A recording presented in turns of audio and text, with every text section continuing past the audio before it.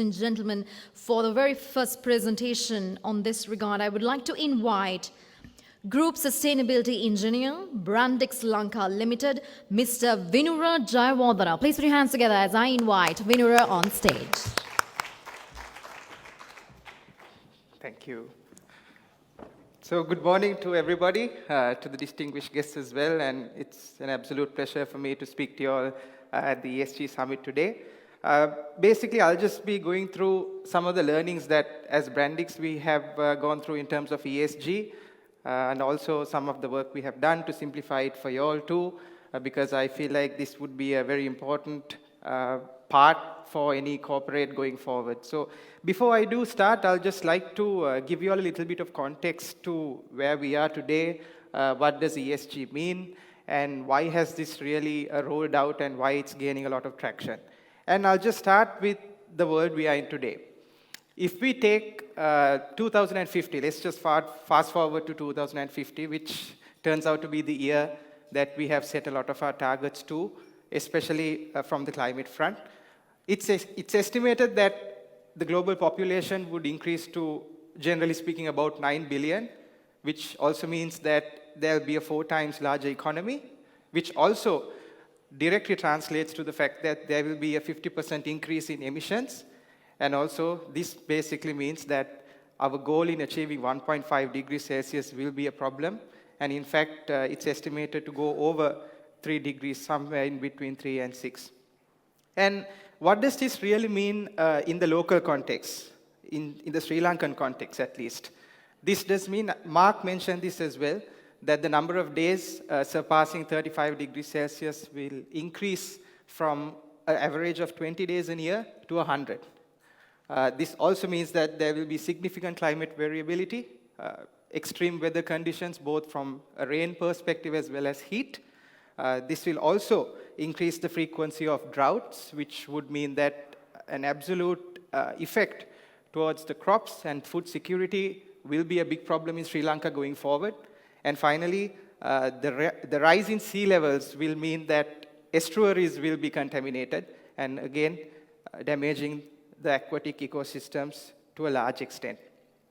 And what are essentially the frameworks that we have today to tackle this issue? There's several different frameworks that have been established by leading organizations, and one of them is the UN Sustainable Development Goals, which we have aligned our ESG framework to, and it's a great mechanism to go forward with in your company's ESG journey as well.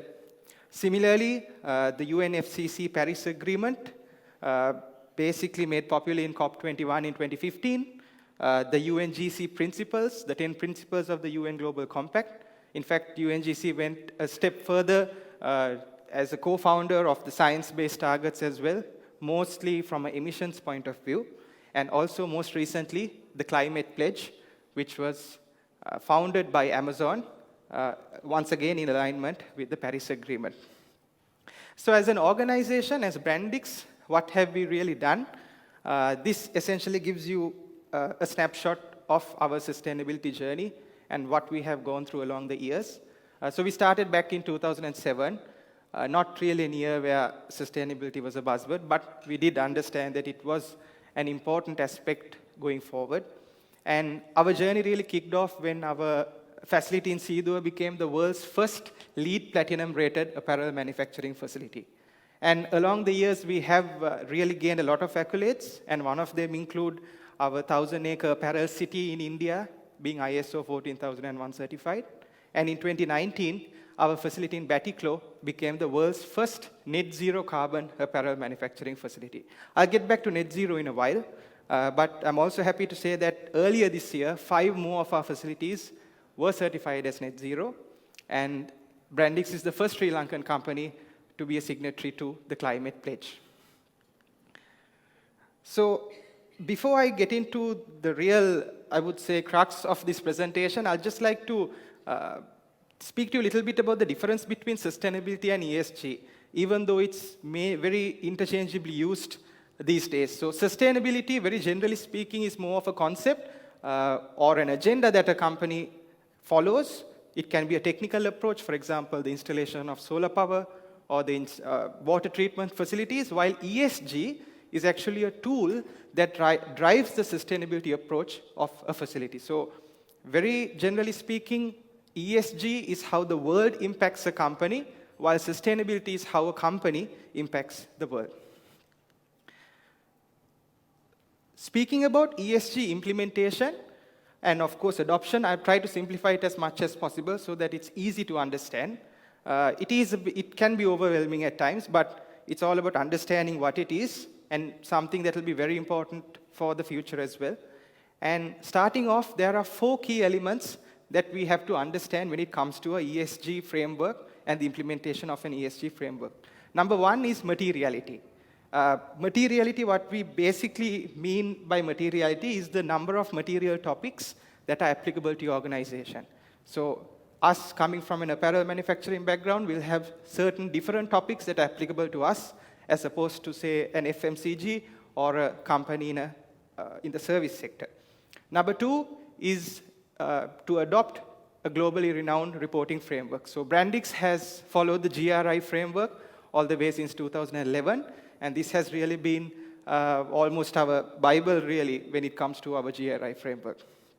And the third is performance metrics. So with the identification of the material topics comes the performance metrics. For example, if you consider that energy is a material topic for your organization, of course, energy intensity, energy consumption, energy usage is all a performance metrics. And finally, it comes to reporting and disclosures, which basically enhances the transparency element of your organization in order to basically confirm that what you report is also the true situation of the company. So just to spend some time on materiality, these are few of the material topics that we have considered important from an environmental, social, and governance point of view. These are not all the material topics. These are just an extraction of the 21 material topics that we have considered as essential. So obviously, most of this would be applicable to a lot of corporates, irrespective of industry, including energy, and can be non-discrimination from a social point of view, and also anti-corruption when it comes to governance. So basically, once we have identified our material topics, we mapped it out against the Sustainable Development Goals, as you can see here. There are 11 here, which we have prioritized. And since the panel discussion that would follow will focus predominantly on 7 and 12, I'd just like to spend some time on that. This is actually our facility in Valisera, and it's not a stock photo, so this is an actual photo. And in terms of renewable energy, we have very aggressively invested in solar power all the way back in 2013.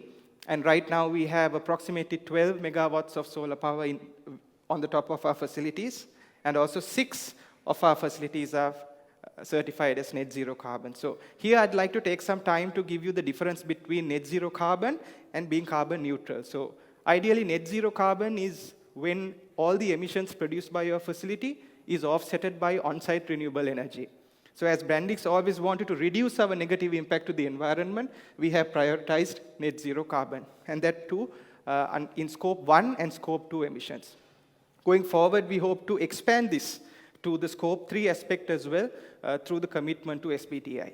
And carbon neutral, on the other hand, is actually a sense of offset of your carbon emissions through external means, for example, the purchase of carbon credits.